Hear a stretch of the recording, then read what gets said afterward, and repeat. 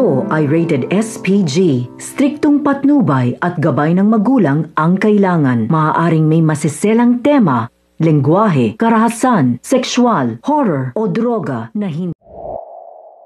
Sa selos ngang nararamdaman nga nito ni Zoe nang makita niyang magkayakap itong si Annalyn at Doc Tanyag. Siniraan nga nito ni Zoe sa kanyang ama na si Doc Tanyag itong si Annalyn dahil nga raw hindi nga daw titigil itong mag-inang Annalyn at Lynette nang hindi masisira ang kanilang pamilya.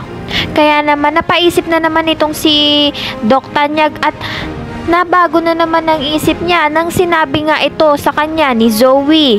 Ngunit ito ngang si Moira ay gagawa na naman ng paraan para makaganti na naman nga rito kay Lynette. At dito nga ipahihiyain niya sa pamamagitan ng pagpapanood ng video sa mga tao na si Lynette nga raw ay kabit at mga agaw ng asawa. Ngunit ito nga si Lynette ay hindi papayag na api-apihin nga lang siya nito ni Moira at ipagtatanggol niya nga ang kanyang sarili.